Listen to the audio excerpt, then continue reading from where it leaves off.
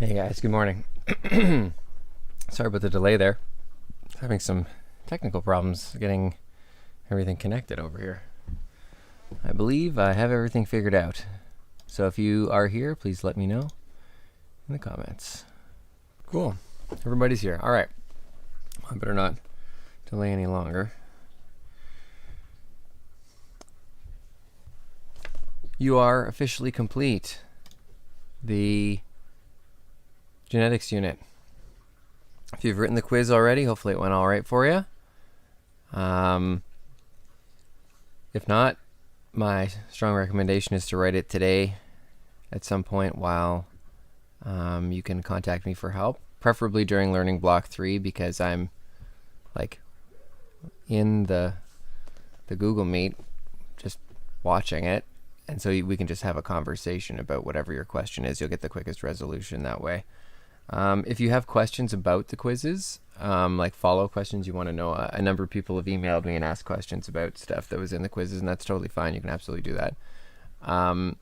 It would be very helpful if you wrote down the question, or at least wrote down maybe like the beginning of the question, like the first few words. People often say things like question 8 or question 5 or whatever, but they're randomized, so that doesn't really help me. There is no like 5 on my end, so I can't just find it. So if you just write down at least the first few words of the question, it helps me run through the list of questions and find it a little bit quicker for you, so we can look at it together. And I'm happy to do that. In the past, I have come across errors. It's not they're not perfectly error-free, and I change them every time I run the course. So the quizzes are always a little different. So yeah, the errors occur sometimes. So if you see something you think it's an error, please let me know. It does happen. I do my best to edit it, and I write them myself just to make sure. But often, if I write the question myself, it's harder for me to detect the error because I made the error. So it looks right, at least on first glance. So okay, you are officially done genetics. Hooray! If you feel like you're not headed towards handing in your meiosis live by midnight today, just drop me an email and let me know what your expected deadline is for that, like when you feel like you can get it in by. Don't push it too far is my strong recommendation, so that you don't get yourself into trouble with your other course. But let me know what you're thinking. Please don't leave it. So if you can't get it in, I mean, I don't want you to rush it, but if you can't get it in, you gotta give me something. Give me some kind of indicator of what you're planning, because, well, I'm sure I've already mentioned this, but students that go dark and that just ghost me, I have a very bad history. I shouldn't say I do. There is a very bad history of students doing that and not getting the credit in this course. That's pretty much the only reason that students don't get the credit. So if you don't finish an assignment, like you have to make a concerted effort to establish your own reasonable deadline, communicate it with me, discuss it with me. Because if you don't do that, you are just going to leave it. You're going to leave it until you come back into this course again, which unfortunately I'm already dealing with my other class who are about to come back into this course and have done that. And it stacks. It's not like there's less stuff to do when you come back. And you're going to very rapidly find yourself in a bad way where you just have too much stuff piled up, and that leads to poor outcomes. And I just don't want that. I really want people to be successful. So anyway, what I will say, there is, I mentioned this yesterday, but there is one additional item that you need to complete before you leave. So if you've done the 3 things, which is vocabulary list, quiz, and major assignment, which is the meiosis live assignment, okay, for genetics, the last component that you need to hand in is sitting over here in the bar. It's the midterm homework questions portfolio. At this point, you should be done all the genetics questions, like you're done the genetics unit. So you should be able to hand that in right now. You open the assignment, you attach one file for the diversity unit and one file for the genetics unit for your questions from the text, and submit. If you have not done that yet, and approximately a third of the class has not done that yet, you should do it right now. Like actually right now. Because I'm not going to track this down from you, and I need this information in order to assess your learning skills for your midterm report. So please complete that. There's nothing extra that you have to do. If you only did one homework question, that's what you hand in. You hand in a document where you finish one homework question. I mean, that's not great, but it is something. So whatever you have, hand it in. I'm certainly not expecting people to go back and do homework questions that they didn't do before. That's not realistic, but just hand in what you have. If there was some way that I could keep a portfolio for you where it would just automatically update the document in there and you wouldn't have to hand it in, like I could just look at it whenever, that would be ideal. And I realize that Google Docs has something similar to that, but it's more difficult to keep it all in the same place. And with the online course like this, it is pretty important that I organize things well to stay on top of everything. So I'm just going to assume that in the background people are like, oh, here I am handing it in.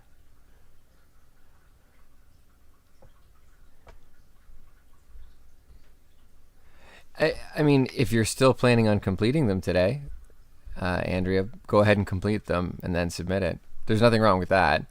But what I'm saying is, like, if you feel like you're not going to be able to complete them, like you're moving on, don't leave it. Just hand it in. For this new unit, you mean the animal systems unit? We're gonna it all resets over again. So you're gonna make a new Google Doc. So I mean, that's, Andrea, perfect lead in to what I'm just about to talk about here, which is that it all starts over again in this unit. You have a vocabulary list. So you're going to create another Google Doc that is your animal systems or animal structure and function vocabulary list. And you're also going to need a questions document from the textbook for the animals unit. That one you're not going to hand in this homework portfolio. It's that one I'm going to collect at the very end of the course. But that homework document. But yeah, it starts all over again. And I also posted the assignment for the next unit, which is a presentation on a medical technology that you're going to select. And we'll go over that when you get back. I don't think we probably need to go over that now, but essentially it's going to use some of your knowledge of some of the body systems that you learn and integrate some research that you do on a medical technology that's used for either diagnosis or treatment of a disease of the respiratory, circulatory, or digestive system. If you have a technology in mind that can be used for the diagnosis or treatment of an illness that is of the respiratory, digestive, or circulatory system, that's pretty broad, then you can kind of keep that in the back of your head as something that you could potentially research.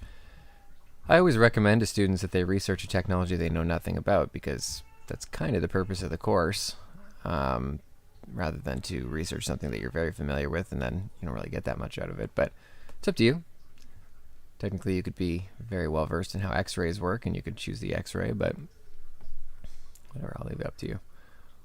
And I can't know that anyway, but it's just not ideal. All right, anyway, that's where we're headed for the next unit. Andrew, I hope I answered your question. Do I create new homework vocabulary documents for this unit? Yes, you do. So what are we on about today? Well, we're starting a new unit, the animal structure and function unit. And how this unit works is we're going to pick up sort of where grade 10 biology left off. In grade 10 biology, you start with the micro. So you would have done a review of organelles. And then you work your way up in terms of from the most basic system, which is organelles on the cellular level, to the most complex system. So cells, tissues, organs, organ systems. Hopefully this sounds familiar to you. That's the main thrust of grade 10 biology, is that you're looking at sort of the hierarchical structure of complex living things. We're going to pick up at the organ system level. So you would have already, or probably already, looked at these systems in some level of detail, and this varies really widely depending on who you had for grade 10. And frankly, it doesn't really matter, because we're going to review all the important stuff anyway. But and also the curriculum is very vague on exactly what you're supposed to discuss with regards to organ systems. So I personally try not to do too much in grade 10, because then it's just a repetition in grade 11. I don't want to do the same stuff twice. We can spend time in grade 10 doing other things, but you probably got an introduction at least to what are the organs of the digestive system, how does food proceed through that system, how does the respiratory system work in very general terms, like what are the organs of it, that kind of stuff. So you probably would have done that in grade 10, and if not, it's not a big deal. We're going to review that as I mentioned, but we're going to start with the digestive system. So today is all about the digestive system, and before we get into the actual digestive system itself, we're going to look at what the digestive system brings in to your body. Like, what's the purpose of having a digestive system?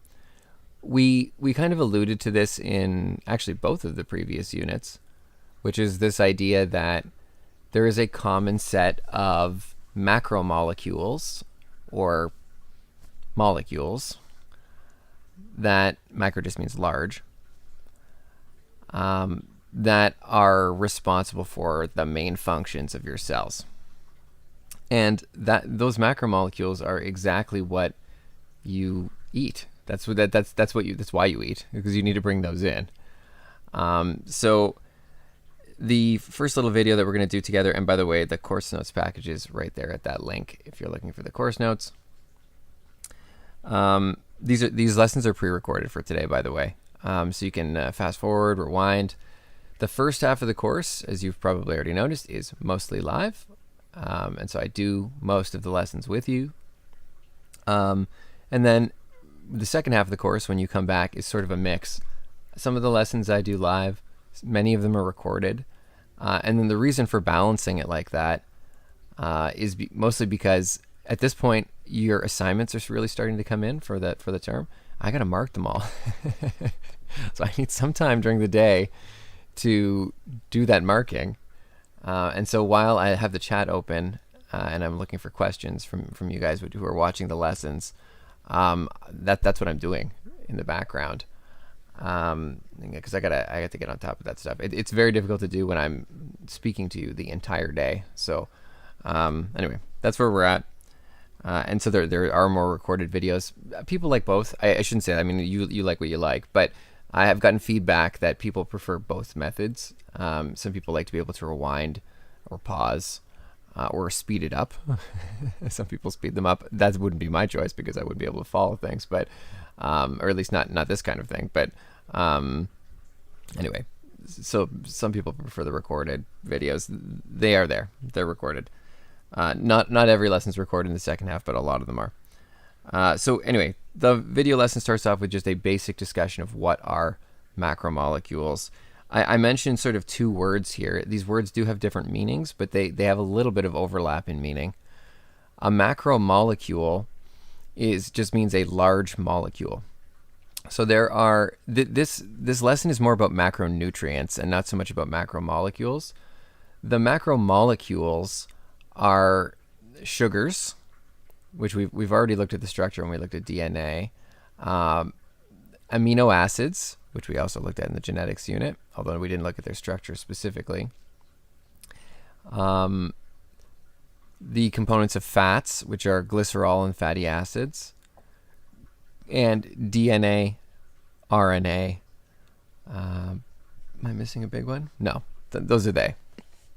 So those are the macromolecules, the main ones. Obviously, there's other large molecules that your cells produce, but those are the main ones. the thrust of this lesson is more about macronutrients. And macronutrients, the macro there doesn't necessarily mean that the nutrients are large. It really means that the quantities of them are large. So a macronutrient really means you have to take it in large quantities. You must consume a lot of the nutrient in order to support your life. And so primarily, we're going to be discussing proteins, fats, and carbohydrates. Those are the macronutrients. And water. Sorry, water is also considered to be a macronutrient. So remember, things that you need in large quantities. I don't really talk about DNA or ATP in this lesson. And whoops, I think I pressed play by accident. Those other things are macromolecules, but they're not necessarily macronutrients. So we're going to be focusing on the nutrition component here, obviously, because that leads into the digestive system, which is to give you nutrition. So there is a short video here that talks about the structure a little bit more, the biochemical structure of these macromolecules and macronutrients. So this is actually a fantastic video. It's perfectly in line with the course expectation. So I found this and I was like, oh, why do they keep starting to play? I didn't push that. Anyway, great video. Watch this video. It's an excellent summary of the stuff from the note with some great animations and stuff like that to go along with it for explanation. So highly recommended. Once you're done that, you're going to complete question 2 on page 405 in your textbook. Okay, so it's chapter 9.2, which is going to ask you to take a journal of your foods that you eat. I think it's for today. I think you're supposed to journal what foods you've eaten today. And while you're doing that, I want you to think about which nutrients you are actually taking in. Okay, so there's a little bit of practical application here of what we're discussing. What nutrients are you putting into your body? Now, to help you a little bit with this, I've provided a link here to Canada's Food Guide. This is the new Canada's Food Guide as of, was it last year? Either last year or the year before when they released this. And you'll notice if you saw the old food guide, let me look up the old one. It's terrible. I'm sure I'll be able to find it still. It's probably everywhere. Yeah, this thing that you like saw in kindergarten or something like that, which is a totally bogus food guide, based on absolutely nothing. This really irks me. I hate this food guide. This is what I was taught as a child about nutrition. And it is based on nothing. It is literally just based on, hey, what do you think people need? Like, honestly, like, so little research went into this. And that is, I can tell you how I know that, because they made milk products an entire food group. There is no reason whatsoever that milk products should be an entire food group, other than the fact that the milk lobby, I'm sure, paid a ton of money or lobbied a bunch of people in order to get this made into a food group. Milk products are not a food group.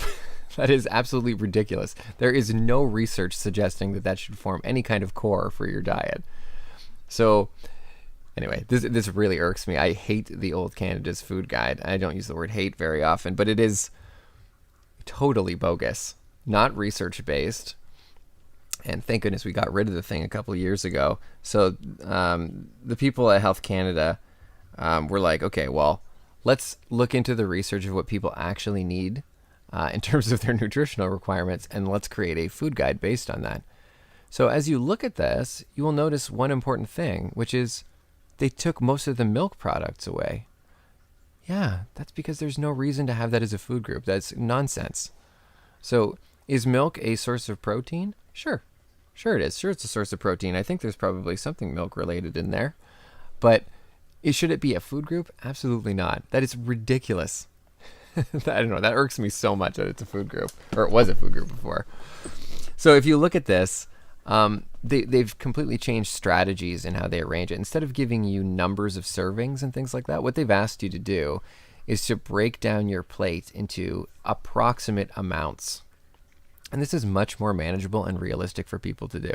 If you tell people they need to have 8 to 10 servings of fruits and 8 to 10 servings of vegetables every day, guess what they do? Not that.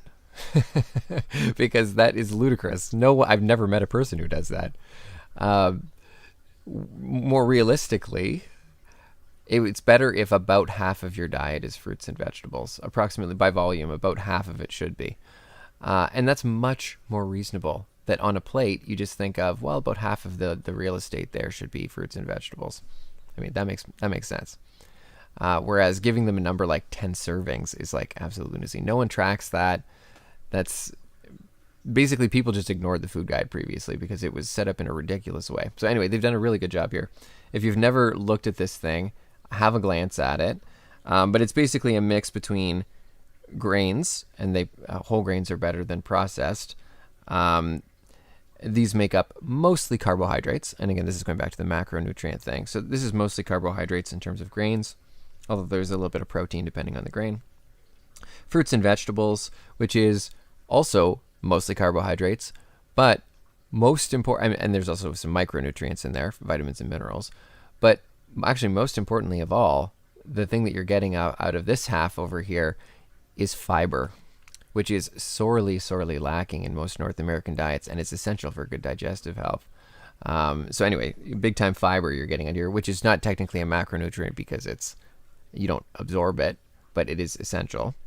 And then we have the fat and protein component of the diet, which is fitting into the sort of the meats and beans and things like that. Now there are some fats, obviously, in the whole grains as well, but primarily your fat consumption is going to come from this area. And then make water your drink of choice. Amazing. That's a good idea. On the old food guide, it was milk. Again, based on nothing. Based on, I guess, a lot of money that the milk lobby spent. But realistically, water is probably the best thing for you to drink with your meal. And there's lots of research to suggest that. So why not have our food guide be based on reality instead of how much money you receive from the milk lobby? I'm going to stop mentioning that. But that irks me very much. So have a look at the food guide. And you guys are going to be sort of rating what the foods are that you're eating in a day and what the macronutrients would be. Okay, so that's question 2 on page 4 or 5. It explains how to do it in the question. And there's a little exa quiz. So the exa quizzes are just, again, for your knowledge to look at your understanding of macronutrients. Okay, the second component here is we're going to start getting into the structure of digestion. What are the actual things that the food goes through in your digestive system? So I started off with a little video here following food through somebody's digestive system. On the outside, they show it as a baby, which is silly because every inside view here of the human is clearly from an adult. Also, it would be totally unethical to force a camera through a baby's digestive system. So I don't know why they show it as a baby on the outside. That's really strange. Maybe because they want people not to be grossed out by the idea of like going in someone's digestive system. If it's like a cute baby, then it's like, oh, it's fine. But anyway, this is the inside of an adult digestive system, but it follows actual food through an actual human digestive system with a camera, which is super cool. So you can actually see what the structures look like on the inside and sort of how the food changes as it passes through the system. I think this is an amazing video. I love it. So this is a great introduction to the actual structures that the food passes through. And then I've got a second lesson here. This lesson is going to go through the structures. I'm going to label them with you in the notes. And I'm going to talk a little bit about what happens to the food at each stop. Okay, so this is a sort of a basic overview of what happens at each stop. It's a lot of information because we're going to talk about how each of the 3 macronutrients, proteins, carbs, and fats, are digested and where they are digested in the system. Okay, the first little lesson here is mostly about structure and a little bit about the chemical digestion of those things, but I don't talk too much about the chemical digestion, mostly about the physical digestion. So the difference between those, when I'm talking about physical digestion, I'm talking about physically breaking the pieces of food into smaller pieces. Like chewing, for example, is an example of a physical digestion. You're just chewing it up into smaller bits. Or your stomach muscles are grinding the food up into smaller bits. That's physical digestion. The chemical digestion part is when you're actually breaking chemical bonds in the molecules that make up the food. That's the chemical digestion part. So I mentioned some of the chemical digestion stuff here. I talk about where stuff is chemically digested. there is a little video here that I found on YouTube of somebody taking bile and in like a container and showing how it actually emulsifies fat. That video is not essential. I should probably put little stars beside the stuff that's non-essential. You don't have to watch that one if you don't want to, but if you're interested to see what it looks like when bile emulsifies fat, there's a great video there. And there are 3 questions from the text that go along with this. Okay, this is just about structures of the digestive system, plus a little exit quiz. The last component for today, it's like, oh yes, there's so much. We try and get through 1 system a day. That's what we're shooting for. Although digestion is kind of 2 days. When you come back from the break, we're going to do a digestive system lab. It's an online lab where you build your own digestive system out of parts, and then you look at the efficiency. There's like it like rates the efficiency of the system that you've created. So we're going to do that when we come back. But the last video here, I don't know why these are automatically starting. It's kind of annoying. But the last part here is all about the chemical digestion. And this is the part that is going to be the most new for most people. I think for this lesson here, like what are the parts of the digestive system, there'll be a little bit of new stuff because you wouldn't have talked about the anatomy in this much detail in grade 10, probably, depending on your teacher. And there'll be a little bit more about chemical digestion, stuff that you wouldn't have talked about in grade 10. But this stuff will be all new, I'm almost certain for you, which is what are the enzymes? And remember, going way back, enzymes, this isn't genetics, enzymes are one of the things that proteins can be, right? And they are catalysts. They change the rate of a chemical reaction. So these are specifically digestive enzymes, and their role is to break down large molecules that come in your food into these smaller molecules that you need to absorb and use in your body. Okay, and there's a chain of enzymes that get released and break down the food, and they have to go in the right order, obviously, and they each get released at a different location in the system, and they operate in a different location in the system. So this lesson is a summary of what are all of the digestive enzymes, the chemicals that are involved in digestion, where do they come from, where do they act, and what do they do? So what are they breaking down? What's the starting molecule that they work on, and the ending molecule that you end up with after they work? Okay, and then at the end of this, I do a summary of the chemical digestion for each type of thing. So what are all the things that happen to fat? What are all the things that happen to carbohydrates, etc.? Okay, so this is the last one here is all about chemical digestion. This is the part of the animal systems unit as a whole that I think is generally the most confusing for students. It's a lot of new words, and it's a fairly complex system. So this is just like meiosis was in the previous unit. I think this is probably where you're going to have to direct some of your memory and attention. And this is definitely going to require a review by you afterwards. Me personally, this is a spot in grade 11, another one of those spots where I would make flashcards, but this is totally up to you. It is a complex system, though, of enzymes. So anyway, that's the last thing that we're going to discuss today, and there's a little exit quiz. There's no questions or anything associated with that. Just we're going to review all of the enzymes, and then you can try the little exit quiz at the end. Okay, I know it's a busy day.